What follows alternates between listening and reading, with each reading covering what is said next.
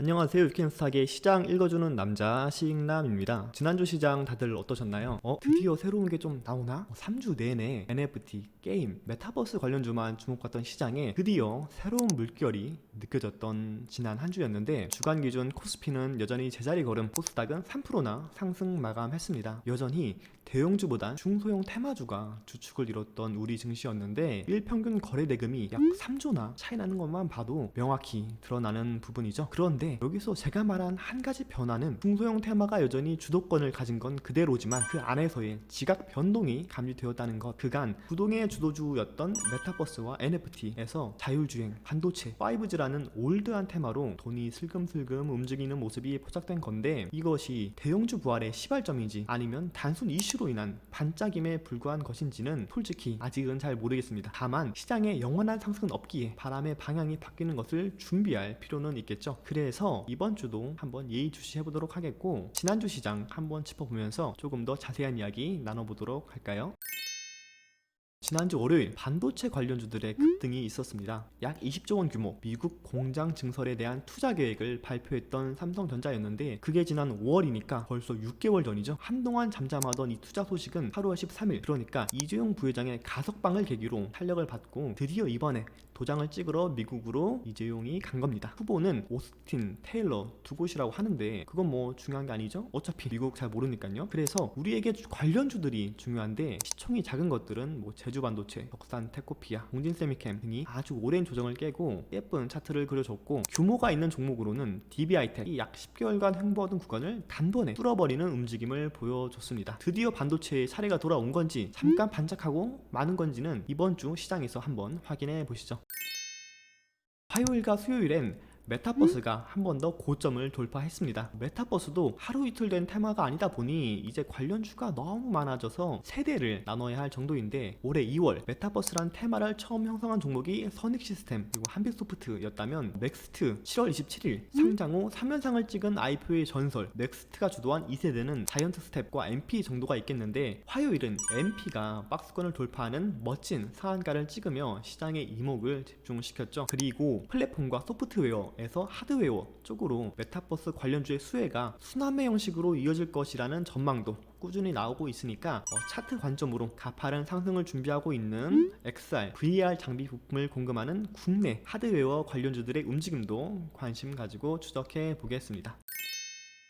목요일은 싸이월드가 다시 올라왔죠. 지난 10월 중순 이게 마이네임 관련주인지 싸이월드 관련주인지 헷갈리게 올라왔던 NH벅스가 싸이월드 대장 역할을 계속 이어가나 했지만, 싸이월드가 한글과 컴퓨터와 손을 잡고 합작 법인을 설립한다는 계획을 새롭게 들고 오면서 한글과 컴퓨터, 한컴 MDS가 관련주로 편입되며 시세를 받았습니다. 그런데 이것도 말이 좋아 싸이월드 관련주지 결국 메타버스, NFT 색깔이 강하게 묻어있는 테마죠. NFT와 메타버스를 달고 이렇게 또 나온 거 보면 물 들어올 때 노젓는 법을 좀 아는 것 같은데, 싸이월드는 12월 17일 정식 서비스가 시작된다고 하니 그 전까지 이 흐름을 이어나갈 수 있을지 어디 한번 같이 봅시다.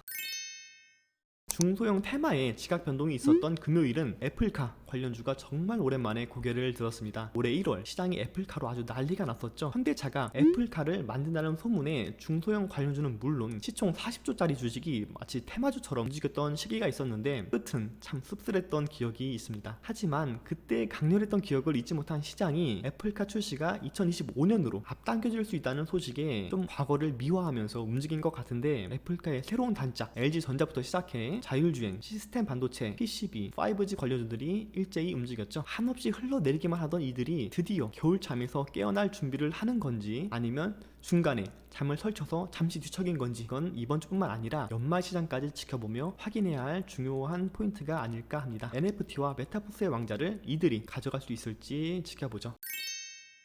네, 그럼 마지막으로 이번 주 시장에서 가장 뜨거운 뉴스 딱 하나 골라왔는데요. 바로 이 뉴스입니다. 넷플릭스 지옥 24시간 만에 세계 1위 했다. K컬처 열풍 이어가나. 추석 연휴 직후 오징어 게임으로 시장이 난리가 났었던 적이 있죠. 제작사, 지분 보유기업, 콘텐츠 유통기업 등 관련주들의 주가가 급등한 적이 있었는데, 그 대단한 오징어 게임도 1위를 달성하는데 7일이란 시간이 걸렸습니다. 그런데 이번에 지옥이란 드라마가 단 하루 만에 넷플릭스 드라마 순위 1위를 이렇게 차지했다고 하는데, 한국 한국을 포함해 24개 국가에서 1위, 뭐 프랑스, 인도 등에선 2위, 미국과 독일에선 3위를 각각 기록하고 있다고 합니다. 그래서 준비한 이번 주 관심 종목 바로 제이콘 텐트리라는 기업입니다. 지옥의 제작사는 클라이맥스 스튜디오란 곳인데 이게 비상장 기업입니다. 그렇다면 이곳에 지분을 보유하고 있는 곳이 시장에서 관련주로 부각받기 마련인데 이미 여러 기사에서 소개됐듯이 제이콘 텐트리인 것이죠. 보시면 클라이맥스 스튜디오 뭐 지분 투자로 뭐 신규 종속 자회사로 편입됐다. 사업 보고서에서 확인해 볼 수 있는데